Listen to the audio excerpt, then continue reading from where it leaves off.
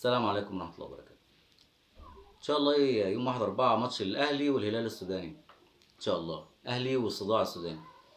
أما عملت فيديو من فترة كده أول ما القرعة طلعت وقلت الأهلي وقع مع فرقة الصداع السوداني، ما كنتش أقصد الإهانة أو الشتيمة أو بس أنا واخد بالي إن بقالنا فترة كبيرة جدا، سنين، كل ما تقع القرعة مع الأهلي والهلال السوداني نسمع صياح وزياط كتير قوي من ناس كتير اول مره نشوفها، ومن ناس كتير يعني ما بتطلعش الا في المناسبه دي بس. ناس كتير ما زي موسى فضل وغيره وغيره وغيره. كم بس انا ما بحفظش اسماء يعني للاسف يعني.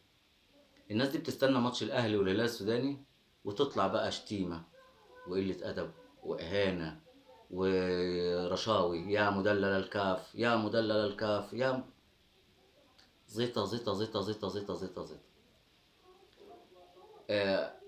اخشى ما اخشاه على النادي الاهلي، وده انا طالع تحذير، انا عامل فيديو مخصوص تحذير لمجلس اداره النادي الاهلي. اخشى ما اخشاه ان اللي حصل في موضوع الانسحاب من الدوري واللغط اللي حاصل واللجنه، قرار اللجنه الاولمبيه وتعنت الاتحاد وتعنت الرابطه مع النادي الاهلي ياثر بالسلب على اللعيبه اللي هتلعب يوم 1/4 ان شاء الله. احنا طبعا ناس كتير قالت لي، ناس كتير من اصدقائي يعني قالوا لي كان المفروض ان الاهلي يلعب الماتشات بتاعه كاس الرابطه او كاس العاصمه بالفرقه الكبيره، وكان هيبقى تاهيل كويس وبتاع. ماشي، هو تاهيل كويس، بس اللي كان مقصود من اشراك ناشئين 2005 في الماتشات بتاع كاس الرابطه مش كده خالص. الموضوع كان مقصود بيه انه يقلل لك من البطوله بتاعتك، انه الرعاة ما تتهفتش عليك، عشان تعرف ان انا السبب الرئيسي في الرعاية عندك في بطولاتك. لما شارك 2005 الرعاة مش هتخش، والسنة الجاية برضو نفس الموضوع. لما شارك بالناشئين الرعاة مش هتخش، هتبقى بطولتك زيها زي قلتها. شارك فيها بقى باللي شارك فيه، جهز فيه منها فرقة تطلع تلعب في السوبر المصري مع الثلاث فرق التانيين، بطل الكاس واتنين الدوري، واتنين اول وتاني الدوري. يعني نوع من انواع العقاب على اللي حصل يعني. بس ايه اللي حصل حصل، احنا هنخلينا في اللي احنا فيه دلوقتي. انت في امر واقع، انت خلاص فاضل كام يوم على الماتش الهلال السوداني، وانت عندك ماتش ودي مع زد. طيب مش مذاع على فكرة، الماتش مش مذاع. طب هل مباراة ودية زي مباراة زد كافية؟ مش متأكدين يعني. مع بصراحة ربنا ما عادش الجمهور عنده ثقة في تأليفات مستر كولر.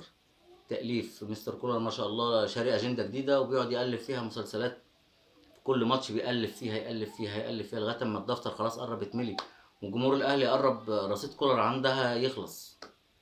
فبرجاء مستر كولر، برجاء انت عندك قوة ضربة شنيعة، لازم تخلص من هنا، لازم تخلص من هنا، من القاهرة. الناس دي لو شمت نفسها عليك مش هترحمك، والله العظيم لو شموا نفسهم عليك ما هيرحموك.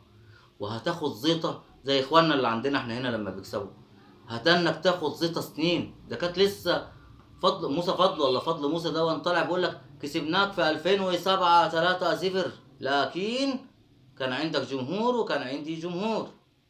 شوف لسه بيتباهى من 2007 بماتش كسبك فيه 3، بالرغم ان هو يعني كل تاريخه على بعضه من ساعة ما اتنشأ لغاية دلوقتي لعب 2 نهائي افريقيا.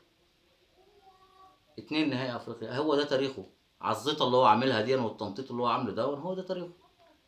هل انا كده بسيء لنادي الهلال؟ لا طبعا ما بسيئش لنادي الهلال، بس ده امر واقع، ده تاريخ ودي حاجات مكتوبه ما فيهاش لا. تقول عليا بقى بتاع رشاوي، تقول عليا مدلل الكاف، تقول عليا بيفضي لاعيبه الزمالك ولاعبين الدوري، قول اللي تقوله وزيد زي ما تزيد وهيص زي ما تهيص. اللي انت بتقوله ده ولا بيقلل مني، ولا ده بالعكس ده بيزودني، بيزود رصيد عند الناس، ما بيقللش مني ولا حاجه يعني. اصل اللي هيشوف الاشكال دي بتقول انت واللي عندنا احنا هنا تقول رشاوي تحكيم، مش كله شاف حوار التحكيم والفضيحه اللي كانت بجلاجل بعد ما قلت مش عايز تحكيم مصري. اول ما قلنا اجنبي، لا انا عايز تحكيم مصري. فكرتني بلبلبه لما كانت بتقول انا بحب الفساد. معيش حد غير رحاب. ايه ده امي جت؟ انت ايه اللي جابك؟ انا جايه احارب الفساد، انا بحب الفساد. زيك زيهم بالظبط، ما فرقش عنهم حاجه. تطلع لي بقى في الكومنتات تشتم، تطلع لي في الكومنتات تقل ادبك، تهين. قولوا اللي تقولوا، قولوا اللي تقولوا. احنا ان شاء الله ما بنتكلمش، مش هنتكلم الا بعد الماتش ان شاء الله. بعد الماتش يبقى لنا لقاء. السلام عليكم ورحمه الله وبركاته.